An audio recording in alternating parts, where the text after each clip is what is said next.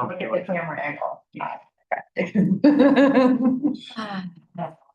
It's wide, it's bright.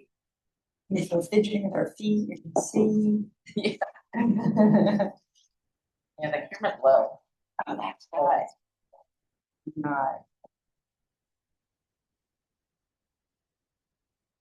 Let me know when you started the recording.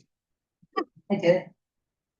All right. Good morning, everyone. Welcome to the San Rafael Sanitation District Board of Director meeting. Today is Wednesday, May 20th. We're meeting in a different day in different locations, so I apologize for the late start. Let's go ahead and call the roll. Director Bedoni?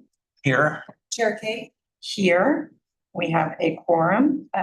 Report out on the closed session, please. Yes, Chair, there is no reportable action. Thank you so much. Next is open period. This is anything or not on today's agenda. We are interested in your thoughts. I don't see anyone in the room. There's no one online. So we'll go right to the consent calendar, which has both the minutes and the payments. Are there any changes, Director Redoni, that you'd like to make? No changes. I'll move the consent calendar if you'd like. Second, all in favor? Aye. Aye. Carried 2-0. So first big item, we have our draft budget for fiscal year 26-27. Great that John Maher is here, but I will say his name. Okay, I'll start it off as time in. Okay. Catherine, are you going to allow me control the access? Oh, yeah, you have to join our meeting by computer. By what? He's got the hook in. You've got the hook in? Yeah. Then you have to join. Oh, I'm sorry. How do you have to go to your invite. how am I going to do that? Just go to the website. Your email, the invite should be in your email. Let me see if I can forward it to you. Are you sending it to us? Okay. Well, I got to see all the can work directors, and then I'm from. like, you're the third person walking. I'm like, well, I'll just see if we didn't know. Join by your. Just go to Zoom. It's all good. and then log But I was so in. bummed because I need to charge the car. So I'm sorry, I didn't. where's my Sorry. what are you doing? There's the ID. Of course.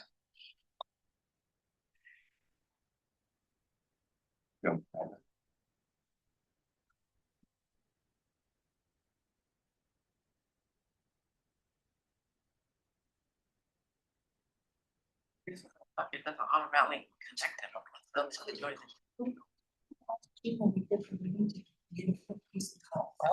Did you join this room? He should automatically be able to. Okay. Are you on our Wi-Fi? Yeah, he is. Okay. So is there a way to go ahead and start talking about the item and we'll just describe it? I know that it makes it a little bit difficult for folks that are online. The packet is the agenda packet online, so people can go to Our website at San Rafael Sanitation CA.gov. so sanrafaelsanitation.ca.gov. Good morning. You were driving around this. And John, your microphone. Oh, John. So we're trying to get the presentation up on the screen, but that isn't working. So yes, if people are following along remotely, they can go ahead and look at what we're going to be talking about online, and we have hard copies in front of us. So John, why don't we just go ahead?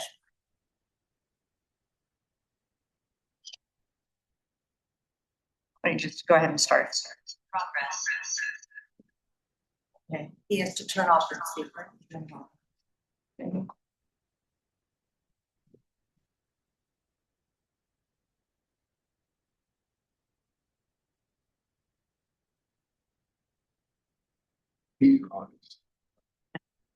All right.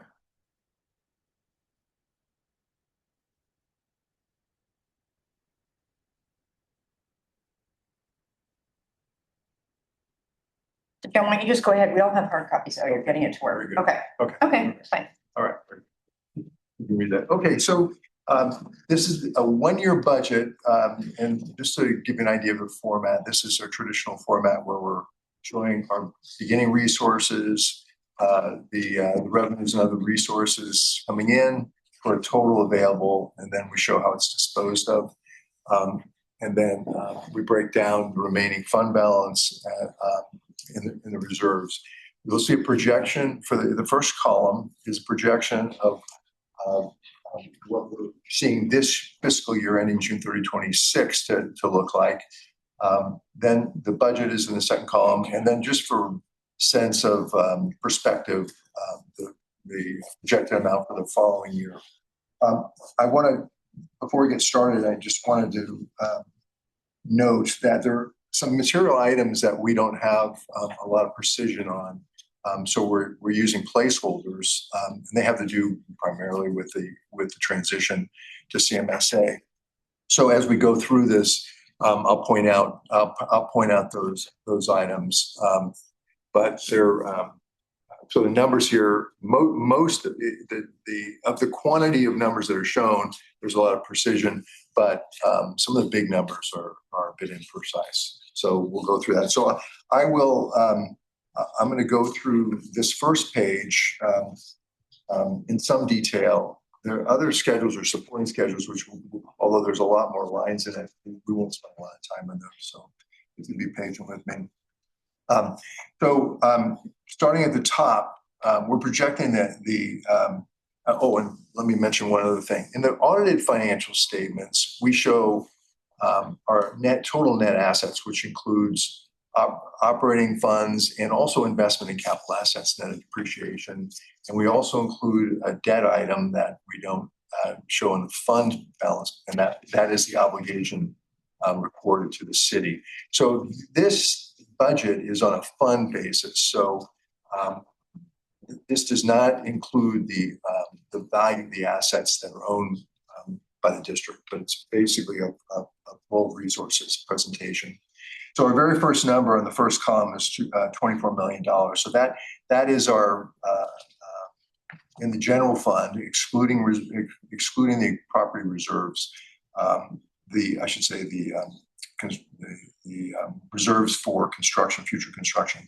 We've got $24 million. So if we look in the middle column, we're projecting that we're going to have property taxes of $22,555,000. That's pretty much just a 2% inflation over the current year, which is, again, appreciation limit. The next one is the user fees, and 2027 is going to be the final year of the 3-year rate increase. So we have a 5% rate increase projected for 2027. After that, the rates aren't set to change. The number in the next column, 2028, is increased just a little bit for some expansion based on additional units that we connection fees for. The connection fee amount, you can see that $1.7 million, and that includes an estimate of about $1.5 million for some large projects that we know about, plus a couple $100,000 of normal. That money is going to be restricted to expansion spending for expanding capacity. So that's not available for operations per se. And then interest income, we're looking at about a little less than $1.6 million this year. As we're aggressively pursuing the capital projects, we're spending down the investable funds. So the estimate is that we're going to have less income, and we've estimated that at $1.2 million for interest income for 2027. And so the total available resources are a little over 26 million, I should say, generated this year, 26 million of revenue coming up, and 52 million of total resources. Okay, so that's the income side. Any questions on that so far? That's pretty straightforward, I think. My only question is that going back to the connection fee, so it goes from 1.7 million, and I'm well aware of the expansions and proposed projects at SRFL. So the 200,000 is just a placeholder for projected 2028 because we're just not sure. The 200,000. It's for 2028. It's not for 2027. The 200,000 is a placeholder. Okay. Just that's right. And that's actually a conservative estimate of the last 5 years of normal. Yeah, that number is way, I mean, I can tell you what is in the pipeline. We have 18 projects in the pipeline, so this number will be different, but that's fine. That's a conversation for another day. Okay. Okay. Director Doney does not have any questions, good, but you thanks. will jump in when you do. Okay. Okay. Done. So we'll go to the expenditure side. So on the expenditure side, my mouse is not on my page here. Sorry about that. So we've got operations and maintenance. Now, these are all the routine things, including salaries and other benefits, all the contractual services other than construction type stuff. So we will go on a pass through all those items. But you can see that from 2026 to 2027, we've got a substantial increase. And by and large, that's related to the increase in compensation or the cost of personnel under the new arrangement. And that's assuming 10 months out of the 12 of the year. So I think Doris thought a reasonable start date would be at the end of August. So we're going from September on with the new cost. So that number is 8/12 of the projected total cost. I should say includes 8/12 of the total projected cost of the personnel, and the 2/12 is under the budget with the city. But we'll go over the details in a bit. The CMSA line, we understand that there's going to be some changes to the calculation of the allocated cost based on flow rather than flow and strain. And we don't have that information quite yet. And the budget information that I last had took us up through the end of 26, I think. So I'm waiting to get updated information on what those costs are, both for the treatment and also for the debt service costs. So these two numbers here are subject to some adjustment. And then the next one is under the assumption that we're going to totally liquidate the obligation to the city by paying them for them to accept the obligation from the unfunded liability from MIRA. That plus the unfunded health benefits, we're estimating, and it's a big ballpark. We don't know. So I started with a number that was in a letter. I think at the request of the district, the actuaries for MSERA wrote a letter to MSERA saying we think this is what the cost is going to be at the end of last year. And it was in the high 5 million area. We added the unfunded, the amount we had for unfunded actual liability for the post-retirement healthcare, and we put a little bit of an inflation adjustment on it. That number is really not really clear. It's substantially higher than what the historic methodology that was used for the financial statement. So the city in its, when we prepare the financial statements for the district, we get information from the city, and the city's calculation is not on an actuarial basis. They do another methodology, and the value of that is around $3 million. But the actuaries came in, this is from a year ago, the actuaries came in and made the assumption that the benefits that the employees are going to receive is going to be based on the adjusted salary values. And I'm not an expert in the actuarial sciences, but as I understood from my conversation with the actuary about a year ago, the sharing arrangement between MSERA, because there's a reciprocity agreement, the sharing agreement for the employees, they're going to get 2 retirement checks when they retire. One is going to be from MSERA still, even though they're going to be inactive in MSERA, and the other one is going to be from CalPERS. And somehow an allocation of the final earnings is going to go back to MSERA. So that's why there's this big gap, this big increase, because they have to project future limits, future increases for the remaining careers of participants. And that number was difficult for the actuary to get precision on the real number because the employees are all bunched in with the Centerville city employees. So I don't know absolute precision on that number is possible, and it certainly needs to be updated. So I'll be interested in seeing some kind of update from the actuaries if that comes. And just to clarify, that's a negotiated number with the city? Yeah. Okay, so that's not been finalized, but it's still in negotiation.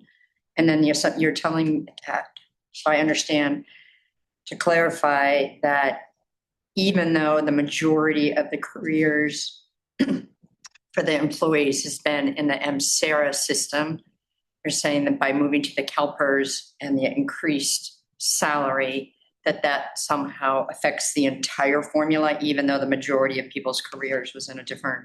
Yeah. That's part of the negotiation that we're having with the city. The way the actuaries look at it is they're saying, what do we need to do to fund full retirement? And rather than looking at the historical earnings, they look at the future earnings because they're looking at what people are going to get paid out at. How they allocate the CalPERS responsibility and the MSERA responsibility of retirement, I'm not entirely clear on. But they don't really care what people earned in the past. It's irrelevant. What they're saying is, what do we have to put together to get caught up so that the future contributions are going to get us to where we need to be? And I think in this case, if MSERA were to be paid, which I don't think that's even in the possibility, if MSERA were to be paid off, that's what they would charge to fully fund the projected liability, with future investment earnings. So the money that's going to change hands, as I understand it, is going to go from the district to the city. I don't think MSERA has the capacity to actually apply that payment to MSERA to actually eliminate the liability for those employees. I don't think it works that way. I think the city's still going to be continuing to have to make annual contributions for the unfunded portion. But I'm not an authority, and I don't fully understand what they're doing. So I would love to have more precision in the information so we could help. Yeah, and for me, just understanding part of the separation with the city is trying to have as clean and neat as possible. To me, so all the MSERA responsibility would be paid off through that, and the CalPERS should be a separate entity. So you, as you said, you have parallel but separate payments that are going out. So who's in those conversations with the city? Paul Navazio. Oh, with So- both Pauls? Yeah. The Pauls. But that is my understanding that, part of the separation agreement will be writing a check to the city. Right. So then Right, moving so it from the ends. future, Right. the city will continue to pay MSERA on our behalf, Right. but we'll give them a huge check for them moving forward so that, there's going to be a huge pot of money for them and they'll be withdrawing every year, paying down. Yeah. So that's how. I think we should say, though, it's not a negotiation. There will be an actuarial study that will give the number, Okay. and that number then will be paid into the city. And there is really no negotiation over what the number is. It's just the actuarially found number. Okay. And then thank you for that clarity. And when we have that number, it's that point in time, because obviously, as John started saying, 6 months ago, the number would be different 6 months from now, so that both sides agree to that. Okay. And then you will have an annual payment you'll have to make going forward for the people that are in MSERA, because their salaries are going to continue to increase. And so every year you will have another adjustment that will have to be made for the increased salaries of the employees that are already covered by MSERA. And that's not going through the city, though. It is going through the city. I think It that's will. the big That won't check. go through the CMSA. I don't think we're going to be paying the city anymore after the Right. separation agreement is done. Oh, So that's why we have this $6 million, basically. okay. No, I misunderstood. I thought Paul was saying that after this payment, there would still be additional money going to the city, but that fund goes out, and then going forward, it goes through CMSA. To PERS, that's. To PERS. Yeah. Okay. Thank you The for, city payment can go up or down though. Right. Sarah, any year it could. right, but it's from that one fund. We wouldn't be paying more money into it. The city agrees if it's 6.3, that's the money and it's the end of the, Yeah. we're not giving them more money to deal with that. That's where the actuarial comes in. Yeah, I know what you're saying though, for the city that it goes up or down, but for us, it's the one and And that's it. it's completed. Okay. Thank you for working with Paul and the city on that. Thank you, John. Sorry, it's a big number and it's important that we understand that. Good point. So in that, it was not my understanding that there would be continued payments by the district to MSERA. I haven't budgeted. Correct, there's not. It'll just be to PERS through CMSA. Okay. All right. And then, That number's in here. so that's, okay. So we're talking about all the hard stuff, so it's fine. Wait, sorry. So, this is the MSARA portion. So how do we capture the money that will now be going to CalPERS through CMSA? That's included in the line we have for personnel. Operation. Yeah. Oh, And, okay. but it is, but again, it's a rough estimate at this point because So it's rolled up in the salary. we don't Okay. have salaries determined. Right. And all the calculations on the actual benefits are not really determined. So what we did is we basically used the model that we did a year ago Okay. and updated it for inflation and Okay, so before we move on that one, that's based on the salaries, and I want to make sure that we've connected on CMSA having the salaries of the proposed positions going forward. Has that been, we need to make sure that happens because that's part of this. Is that what happened?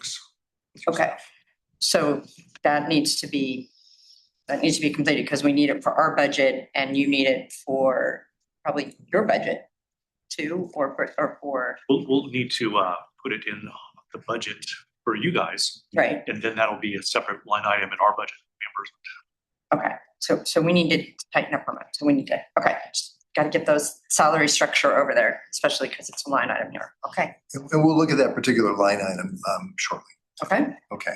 And then we go through the contributions from the general fund to the property reserve. So we've got to stabilize again on the equipment. We look out 10 years of what we think the acquisitions and replacements are going to be, and we set a flat funding amount. Of course, it gets adjusted annually, but right now we're looking at $332,000 for this year to be able to have a pool of money to be able to maintain a reserve and make the annual acquisitions. And then we have the 80-year and pump station work and pump station and force main budgets. And again, our contributions for these two items, we have a reserve policy that has a pretty wide slot of what's allowed. So the maximum amount we can have, and this was created in the days when we were accumulating money that we didn't have the capacity to be able to make the expenditures. Well, so the top was no more than 5 years worth of money, future expenditures can be reserved, and no less than 50% of the subsequent year's planned expenditures. In this budget, just looking at everything else that's going on, this is assuming the minimum reserve balance. So we're putting away this $7.45 million that we're putting into the 80-year capital pot will bring us enough money so that by the end of that year we'll have half of the money we need for the next year's expenditures. Okay, so that's the minimum,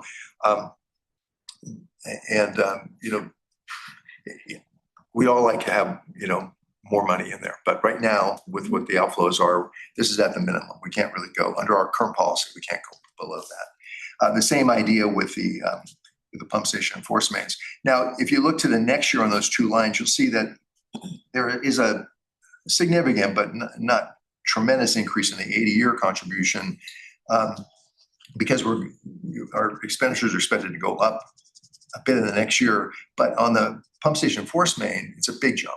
So had we used a smooth method, we might have a higher contribution in 27 and a lower one in 28. But this is, again, we're maintaining the minimum. So it's a little bit more volatile from year to year based on what the plans are. This is what we have based on the plans.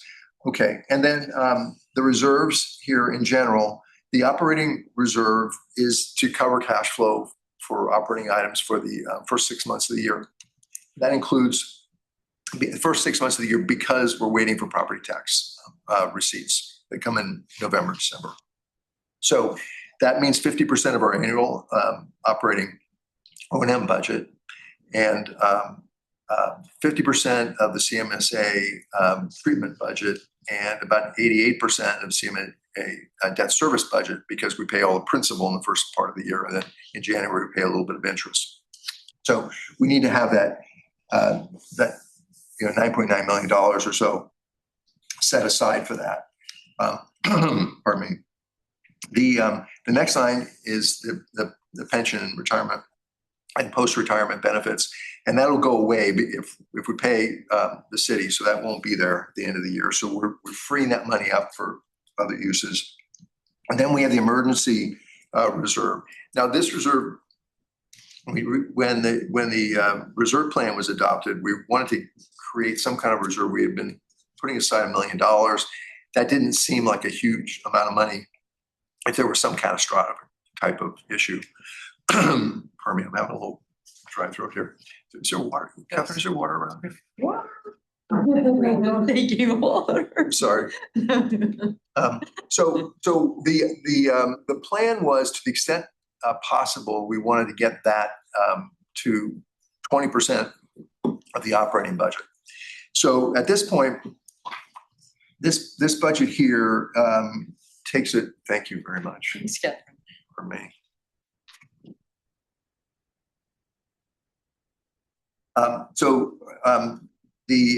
The budget here is set at 9%. This 1.6 million is 9% of the subsequent year's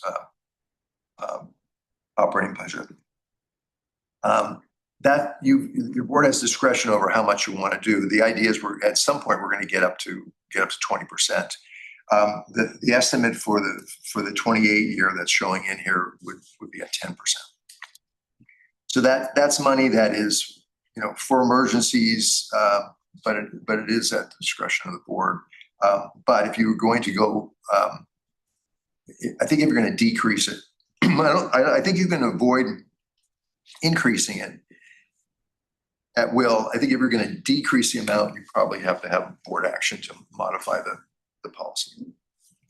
Okay, and then there's a subtotal there for those reserves, and then we've got this unassigned, and this is just the extra amount of money. So at the end of next year, after we've done all this stuff, we expect to have about $7.4 million in unassigned fund balance.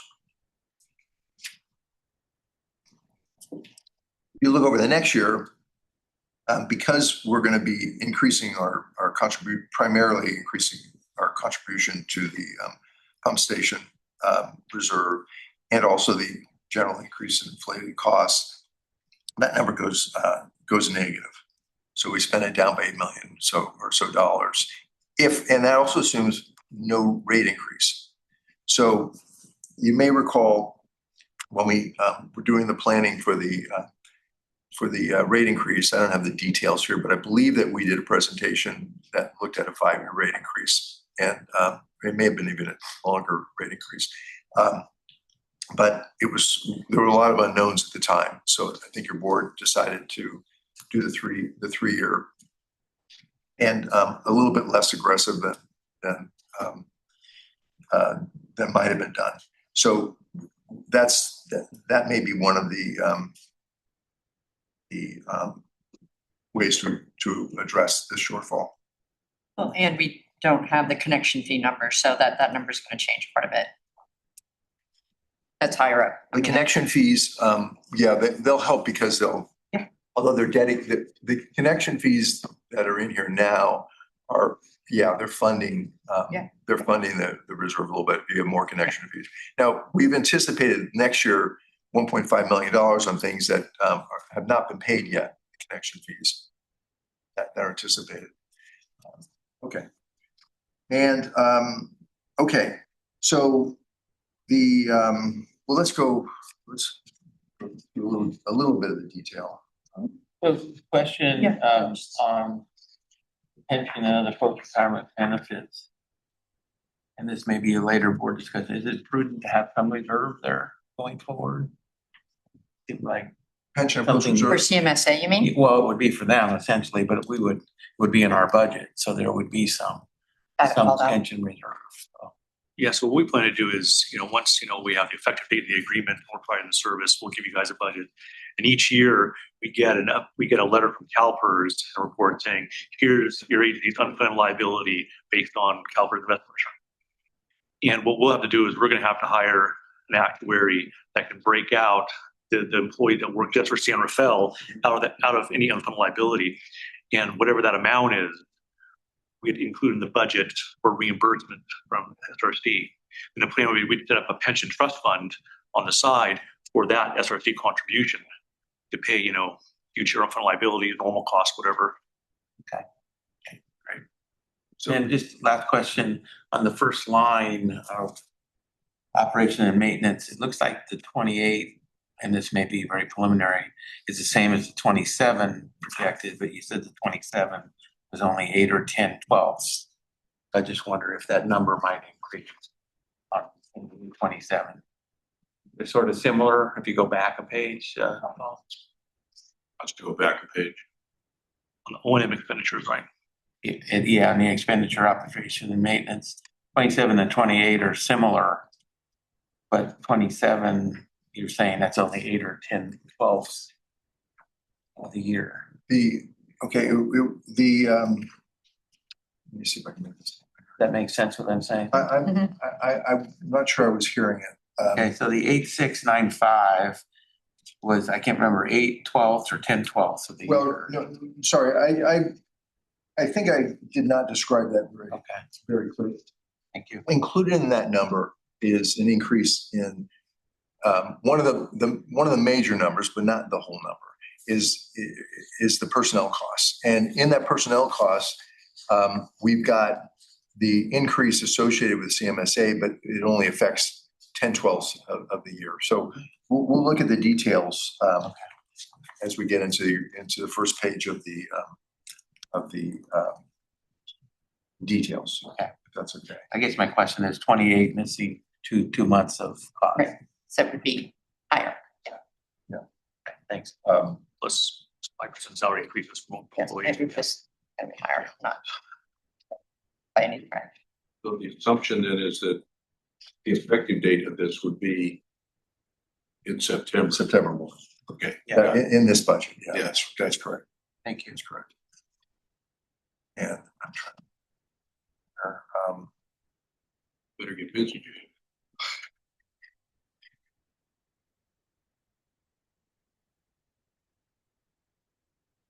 The controller here is blocking my. Computer.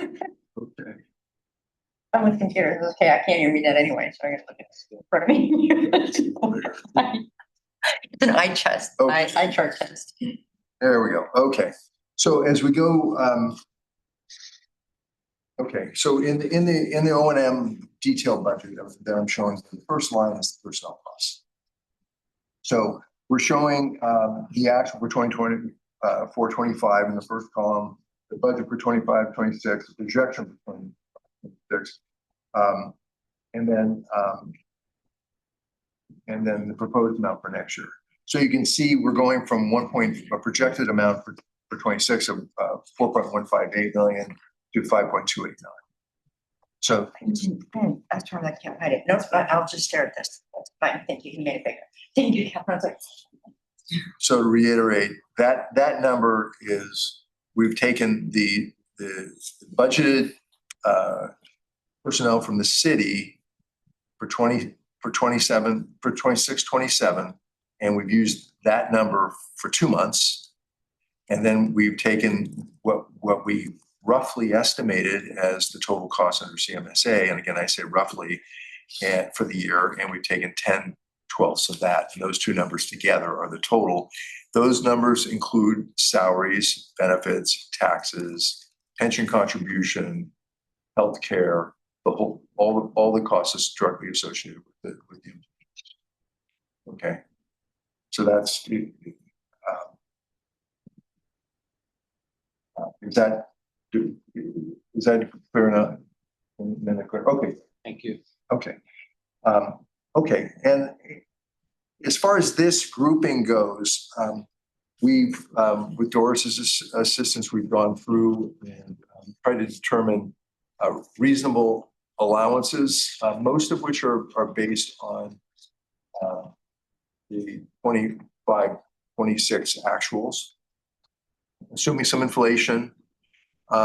In some cases where we've got more details, as we do here for the memberships and dues and for consulting services, we know some particular items, so we identified those things based on their contracts or expectations.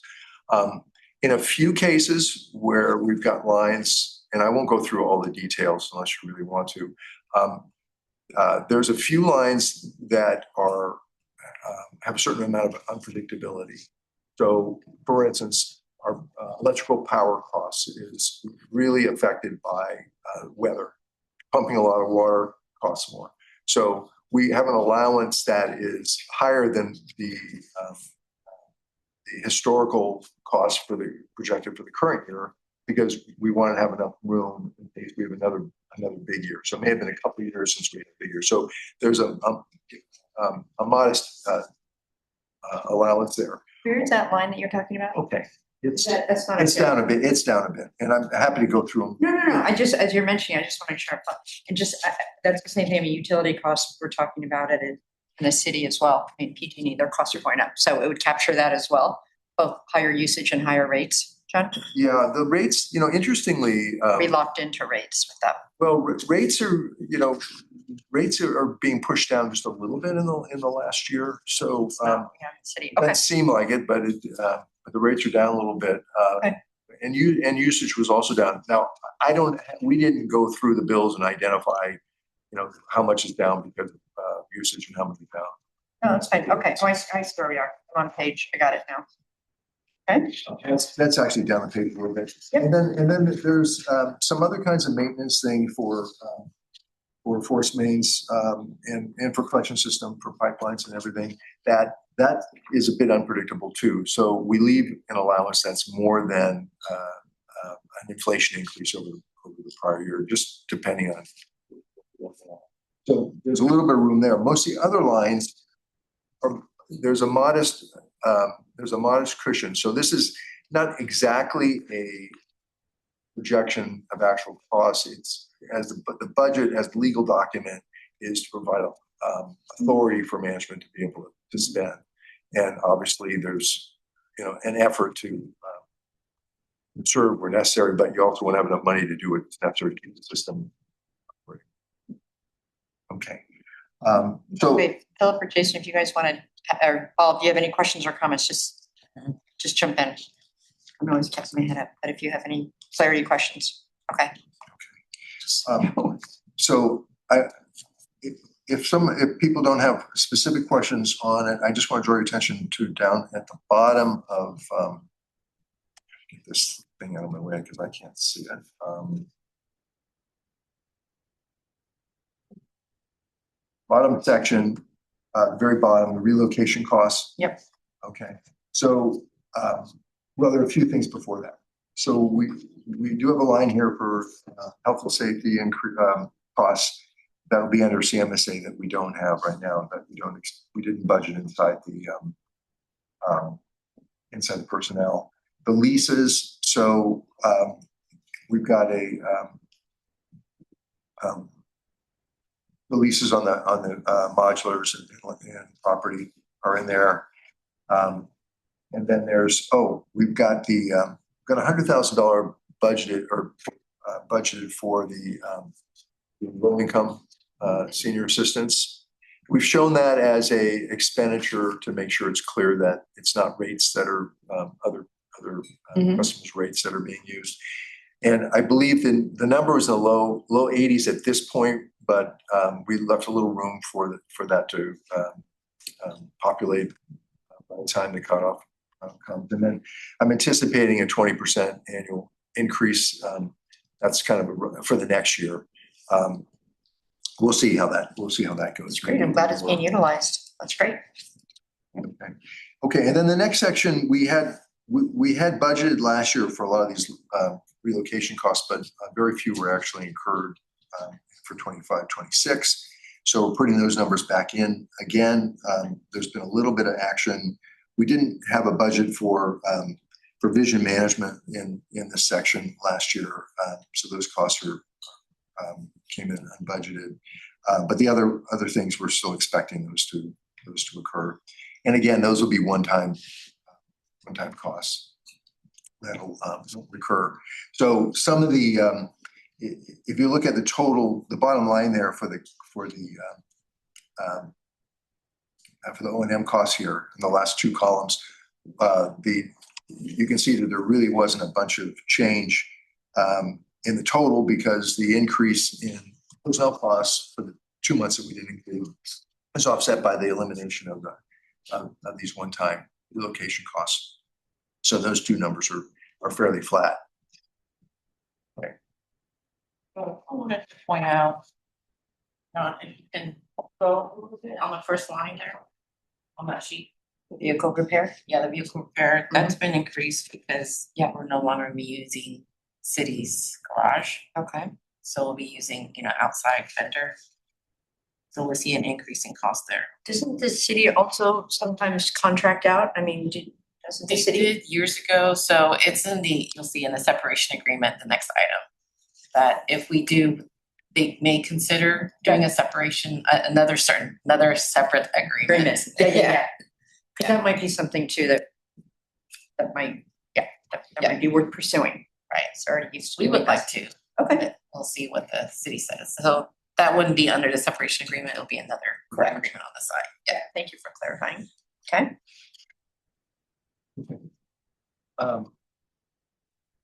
This is just a recap of the CMSA lines that we budgeted. There's not a lot of things to be excited about. You can see that for a budgeted year, we've got an estimate of 6.2 million for treatment and 2.6 million for debt service, and those numbers again. I think any day I'm going to get refresh numbers on that. Right, any day. Numbers. Yeah, we have the allocation percentages already calculated, and those would send out to the managers in an email. And we'll send that out pretty soon from our finance staff to your guys' plan. This is pretty much in alignment. I mean, in the ballpark. Yeah, the only little nuance is that, so we're gonna issue revenue bonds. So when we do that, the debt service is gonna increase, but then in the share of operations, there's the treatment piece and the capital piece. The capital piece will go down by the same amount the debt service goes up. So the two invoices we have them together, they'll be the same, but they'll just be shifted. The higher debt service, lower treatment capital. That's right. Doesn't reflect our special discount. Yeah. We're still working on that. And then this is just the calculation of the operating reserves. We talked a little bit about how that's built up. Again, it's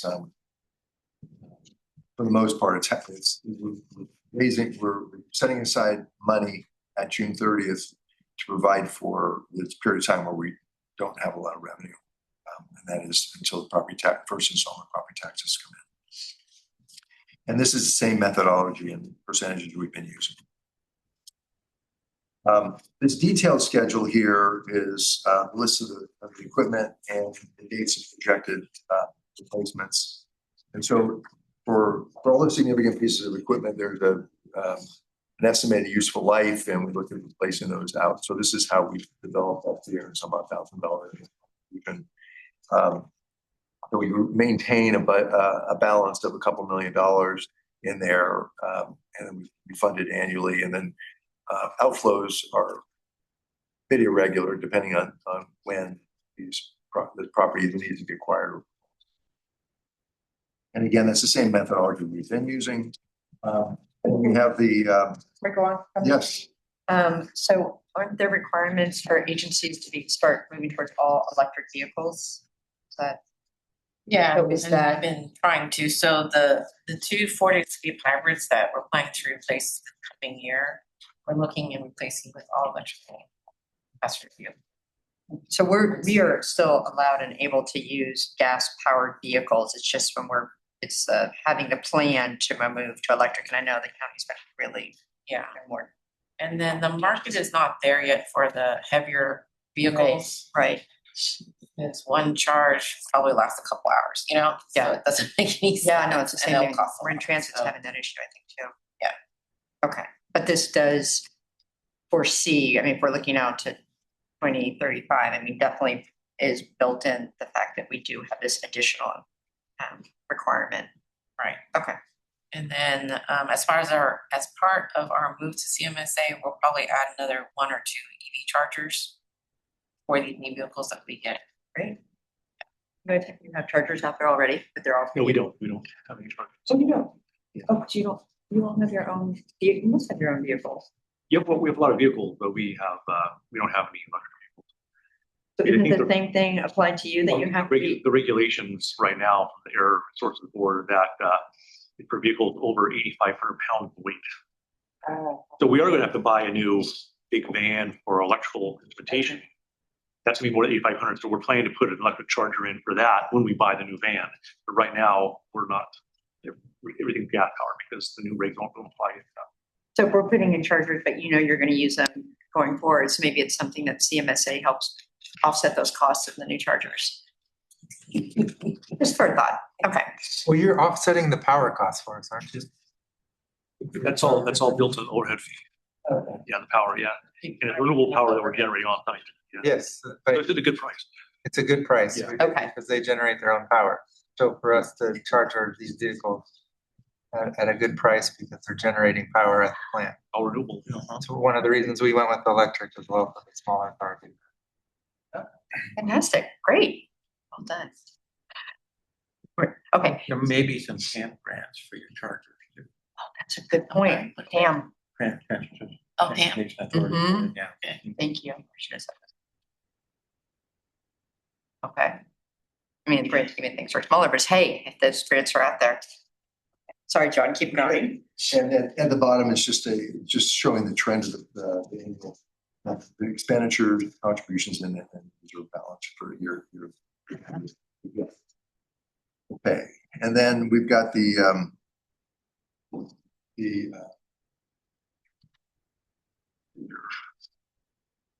our 80-year plan, your assets. So these are projects totaling up to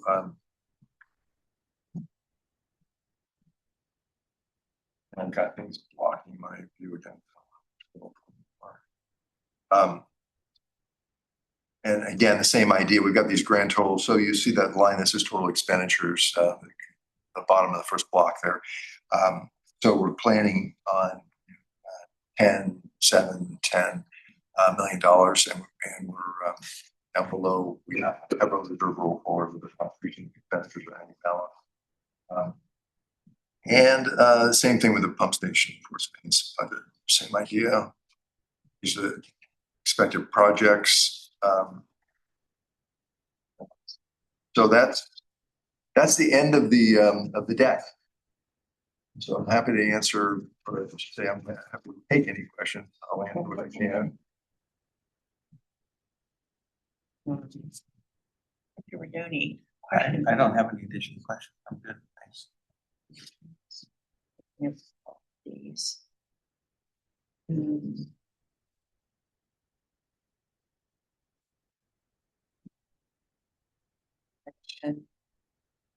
Jason, Paul. Yeah, great. Just one basic question. I assume that this budget assumes that everything moves forward with CMSA appropriately, that there are no hiccups in the road that might slow down or stop or increase cost due to litigation.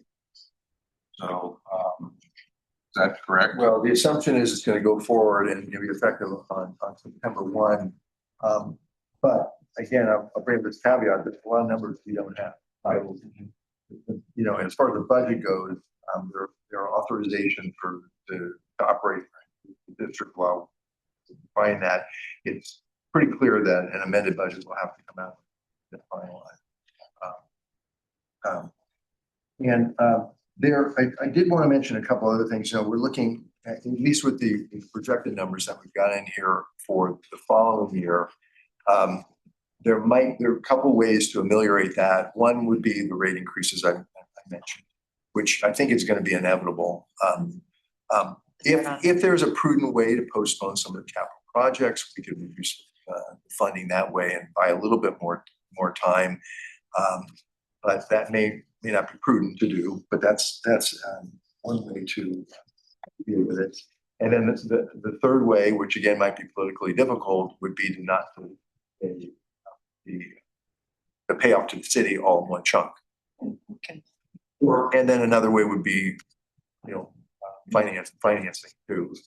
We're not to the point of needing financing, but a rate increase is gonna will go a long way. A significant rate increase will go a long way, but it may not be enough without doing some of these other things. And you had said that we are in the final year of the 3-year rate increase, and that's a fiscal year rate increase? Fiscal year Okay. 26, 27. So this budget includes the 5%, the last of the 5% increases. So maybe when we have our third member here, maybe we'll have like a budget session just to kind of talk when stuff, to your point, Paul, once the operation agreement becomes effective, the separation operating agreement becomes effective, just all of this and looking at these numbers when they're more, some of them are more exact, and having Mary Beth here too. So I'm thinking end of this year, That'd be when we great. settle in and CMSA. Yeah, I think that makes sense. And that way too, we could have your finance person, just so we can, because you have there's a finance committee at CMSA too. Anyway, we'll figure out what that is. Okay. Yeah, I don't have, that was a good question. And I did notice, and I think it's on the page that I didn't have printed, but there is a strong amount in the legal budget. I think it's on the line. Yeah, so So to your same- point. about the same dollar amount that we spent this current fiscal year, we're carrying it over to Yeah. next fiscal year. Yeah, I did notice that. Yeah. Thank you for highlighting that. So for Carrie's time that we're gonna estimate coming. Carrie, you raising your rates? You raising your rates on us? Just can't do that without board approval. I think we just did a. Yeah. Small. Small I know we didn't raise our rates, our director fees. I did see that. Yeah, say it's all the same thing. Other questions? Jason, or comments? Okay. Philip, anything? Okay. I don't have any other questions. Is there anyone online that wants to comment on this? So, yeah, well, first I just want to say, John, thank you. It's interesting to be doing a budget when we're in a transition period. And so I appreciate your clarity about the numbers that are more exact and the ones that still need to be finalized for all of the reasons. And I think the board, we understand that, and being prudent and having reserves where they are, not getting up to 20%, or like all the things you talked about are completely in line where I'm sitting with being conservative, pragmatic, and recognizing that 3 months from now, it's going to be a different landscape. So I'll have you back. Doris, is there anything else that you want to, I don't know if there's any that you want to say before we close out this agenda item? So this is a review of the draft budget. So is the thinking for when it comes, because it's reviewing, it's not approved. So next board meeting, we'll present it with a little bit better numbers. No. It's not that they're better. I mean, it's just, it's just coalescing around where they are.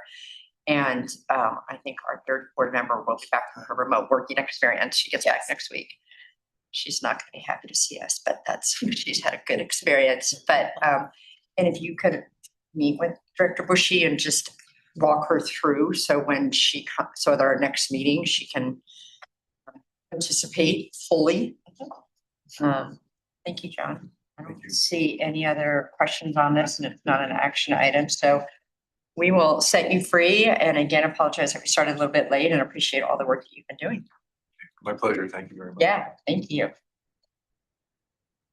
The next agenda item that is an action item is reviewing the Somerville Sanitation District separation agreement between the City of Somerville and SRSD. And I'll just qualify that this was on the agenda for the City Council on Monday night, and the City Council did approve the separation 4-0. Remember, she was not there. There was conversation from Councilmember Micah. Loren Sculati, who was very keenly interested around the potential future of the community garden, but there's clarity in there about how that would, hi, John, thank you. Thank you. By how that would unfold if it were to change its status. And so she did end up voting yes. And I did also remind my council colleagues that this position will be switching over because Mary Beth will no longer be on the board, and they're welcome to be our second member of the San Rafael Sanitation District from the council. They all looked at their papers when I mentioned that, but that's okay. They literally all looked down. Look at that. Okay, so with that, I'll turn it to you. Yeah, so, okay, Sure. so I'll just go ahead and go over the highlights of the Yeah. agreement. There are a few things that we would like to see changed possible. So, you know, at the end of our presentation or discussion, you know, the board can approve as is or approve the changes or whatever other direction that the board may have. Okay, so the first page, of course, you know, the recitals, the whereas, is pretty much straightforward. We do notice that the fourth paragraph, the fourth whereas, it says, whereas the city has pursuant to CMSA, JPA, all the way to provided for various services, including but not limited to staff and admin services to the district. We would like to strike out all the verbiage. I talked about the CMSA, JPA, because that does not apply to the city. I think that there was some confusion there. Okay, is there, and again, I am open to what the board might want to have as amendment. I just don't know what that does in terms of if it goes back to the city then on the consent agenda for any changes. So. I wasn't sure what the authorization was for. Typically, when you seek action from the board, it's to authorize for, you know, any changes that are minor. But Okay. I was not. Yes, that's I mean, that's minor, like, Yeah, this is minor. but I mean, This was just something inadvertently happened with the naming of the CMSA agreements, but it should be, it is confusing because the city is not a part of the agreement. okay. Okay, so that's not substantive as it were. Okay. The next page. It does go over the second whereas, where the city prefers the district relinquish the space at the courtyard within 3 months of the effective date of this agreement. So the effective date of this agreement is the same effective date as the CMSA service. Just to clarify that.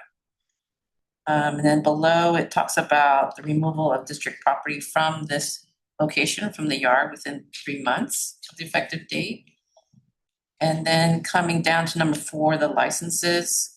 So there's several items where there are items on each other's properties. One of them is like the Canal Community Garden. We have a piece of property there that the city is using it as a garden. So the part of this is a license.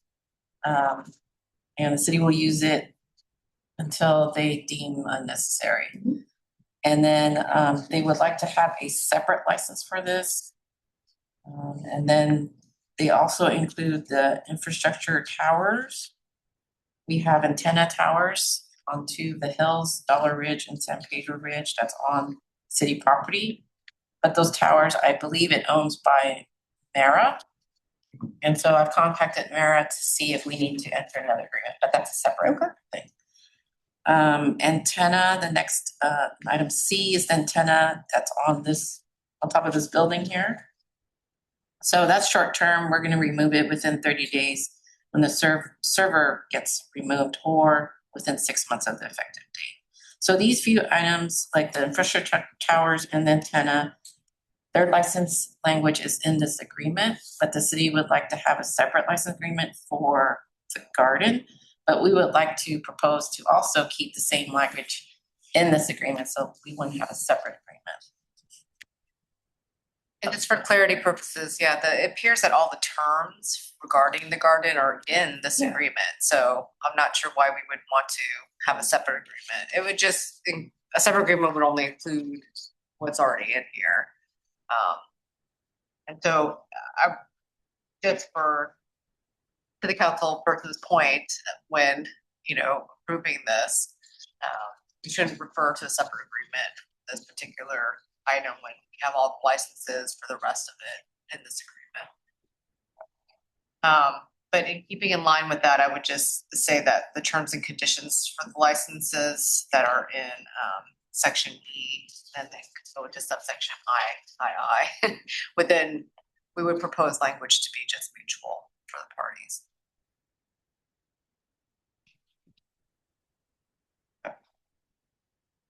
Okay, but, I mean, I don't, the board, obviously, we want to weigh in, but we don't want to get into the negotiating, like, one step, so okay, I mean, I think for me, what I want us to have is clarity going forward. What we're trying to fix is historically, there hasn't been clarity around any of these, so that to me is the outcome I want, is clarity, not complication, so. Dennis, what do you think on this? I mean, I just, It's gonna depend on Karen now. This is what we need for this organization. Make it clear to everyone. I mean, it seems non-substantive, whether you have this license in addition, you're saying you want this to be sufficient and not have a separate other license, so. Right, because the other licenses are already addressed in here in this agreement. Yeah, again, I, not having the lawyers of the city in here, I don't know why they would want to, so I think board direction is to have clarity around it, simplicity going forward, and to see what they say. And also the mutual indemnification. The what? That was the other. Well, yeah, the terms and conditions for all the licenses, instead of being just one-sided, that you encompass mutual agreements of all the parties because of the license included in the agreement. Well, that seems more substantive. Indemnification isn't, that's a different point.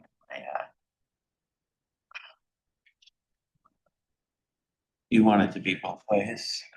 Yeah, if we include the garden in there as the license, because it would be district granting the license.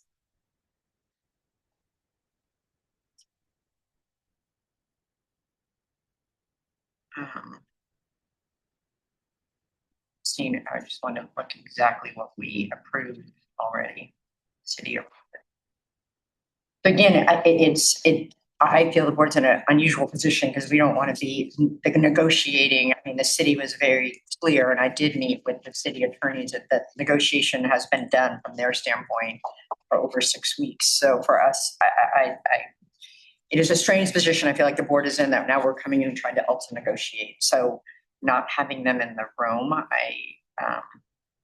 there might be reasons or not, like, I don't know. And I did meet with them because Doris, when you talked to me, it was only about the easement thing. You didn't mention this. So I did meet with them this week to see if there were any other things the district was concerned about. I did not bring this up because you did not remind or share that this was an issue. So I actually don't have their, I don't have any input from them, which again, goes against what I just said about getting involved in the middle of it, but I just want to have clarity about it so we could move through this item. I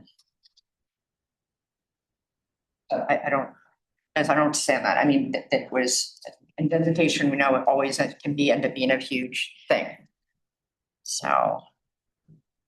What's the next step that you would prefer? That we make recommendations and you go back and talk with city attorney? The discussion. Yeah. I mean, I had envisioned, you know, in thinking more about this agreement, we're just trying to make it more simple. And so that there's no additional documents floating out or references to other documents, because in looking at this more, you know, we're attaching the exhibit of the garden to this, like, you know, it's all built in. So to specifically call that out, even though the terms are already in here, it just seemed a little bit more burdensome for future generations and governing folks. And I don't expect those terms and conditions to be, you know, sticking point in my mind, because it'd just be a mutual one.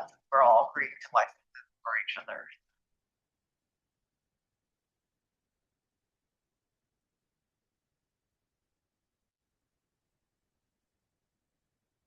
Yeah, so I was just, this is the exact document. So I guess it would be,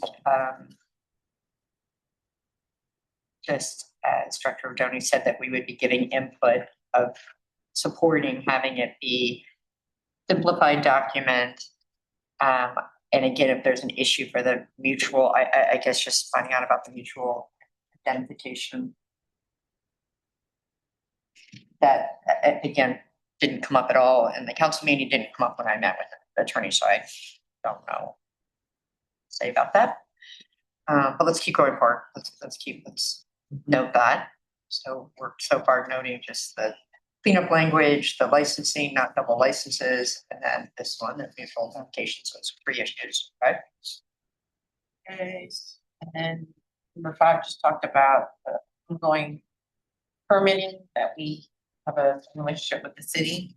So when permits come in, we're able to comment in the same place, so the applicants would have all the comments in one place. So they will continue to allow us access to the permitting system. The next one, sewer easements.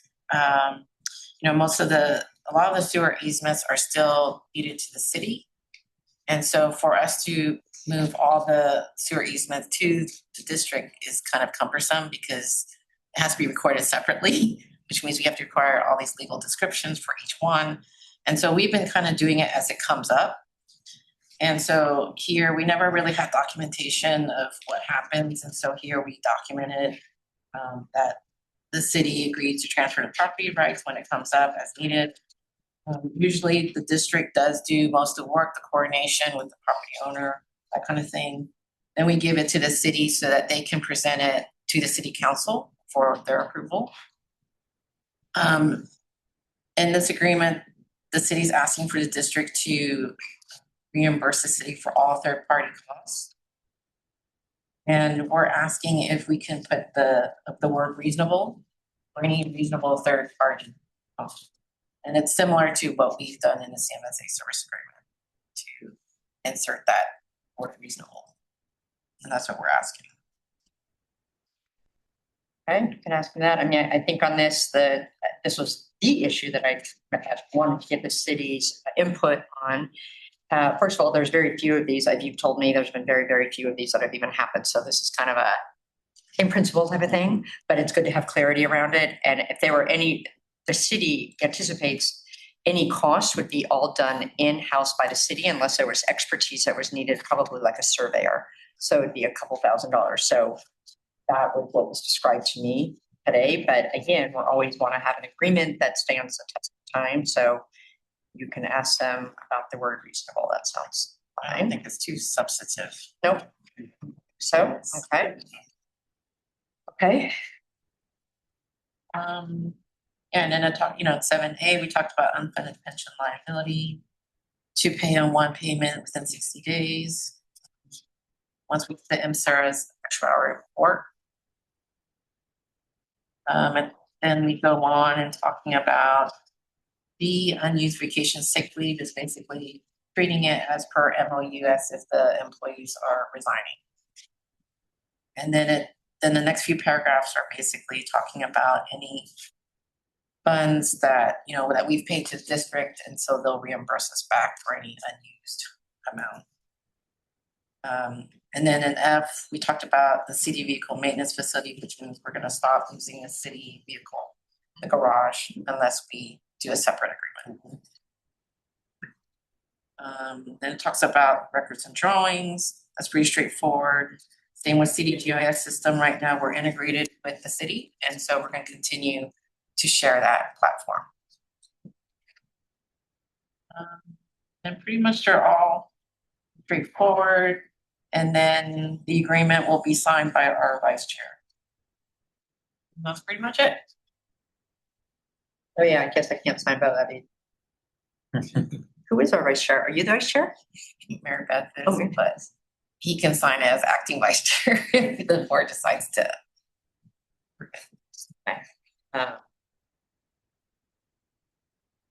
Yeah, I mean, to me, this is the next step of the formal separation from the city, which again, it's having a clarity around a situation that hasn't had total clarity for decades. So to me, this feels pretty darn close to as good as we're gonna get it, other than to me, none of those changes that you talked about are really substantive to me. See it that way, but I think it's reasonable to go back and say the district board if we end up approving it with the hopes that the city would consider and approve those changes, and then it would come back to the council. If it's not substantive, it wouldn't come back at all, but if it was deemed substantive, be on consent, we wouldn't open it up again. Because it's pretty minor. We had a pretty robust discussion on Monday. We really tried to make it work. Oh, I know. It's very obvious. Oh, yeah. No, It's it's gone through it, and there's actually quite a few items that we don't agree with, but we're like, okay, let's get this done and memorized and move forward. And what can we live with? And and I'll share for the benefit of the group. So I think the other part of the discussion on Monday night that was really interesting is because we're changing the structure, right? This is the whole point of this, is changing the structure. So of course, natural questions were, well, what will this look like? And then the concept of consolidation came up. So I shared that the consolidation resolution we passed last week, and I know it's on the CMSA board in June, and I think it's at the Ross Valley and at XT2. So there was interest about what would the governance look like. So they started getting into the whole big consolidation conversation. So I said, yes, although that's not even what this is. So I think council does recognize the unique position that we have two people currently on this board that are here by the nature of the fact we're in the council, but what might that look like in the future? For me, that doesn't change. The operating agreement doesn't change any of that now, but it doesn't mean it might not change way in the future. It took Sausalito 10 years. That's what I said on the dais, 10 years to do their consolidation. So I was like, no one. So there was definitely interest. And I felt underlying, obviously they approved it, about moving forward this way. So. District Clerk, member, what do you want to say on this? Anything else?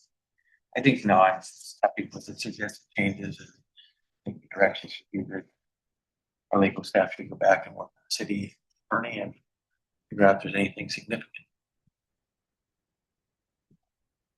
Is there any public comment? Raising their hand.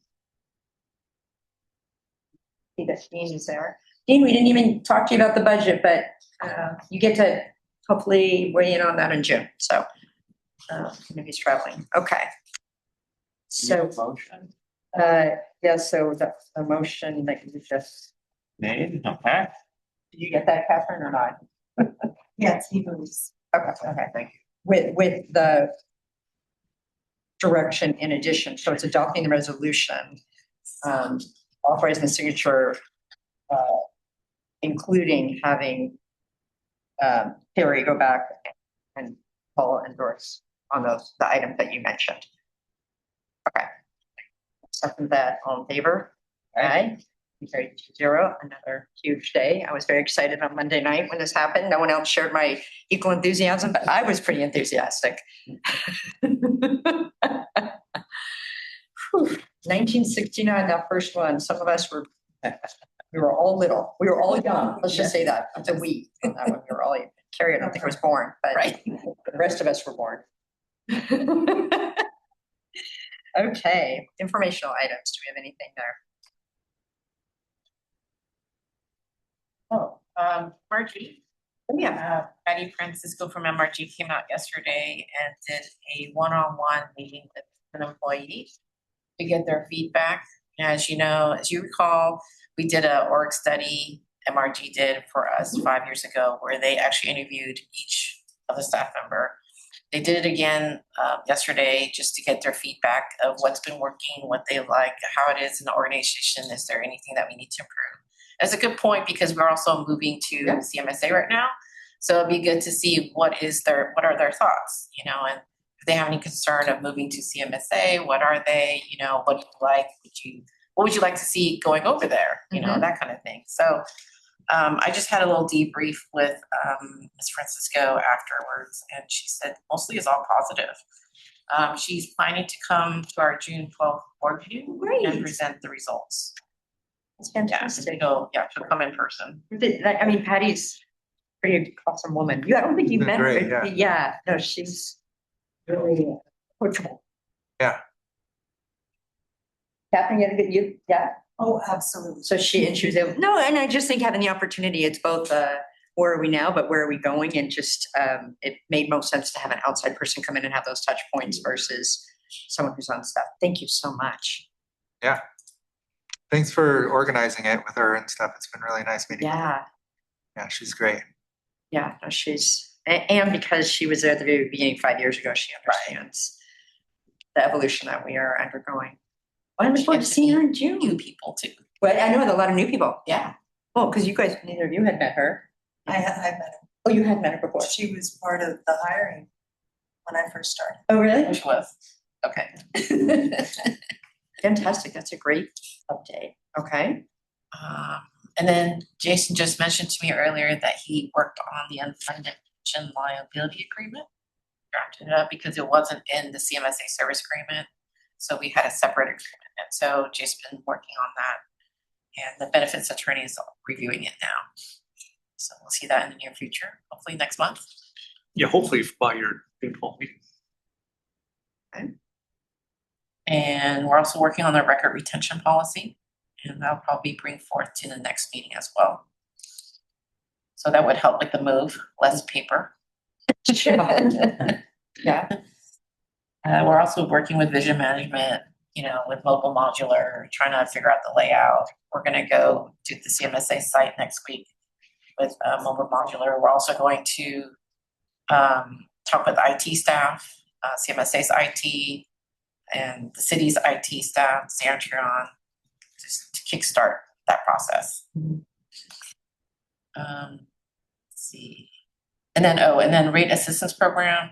So the application deadline is end of this month. Okay. And so we've already received one developer to present for 3 low income properties for an exemption.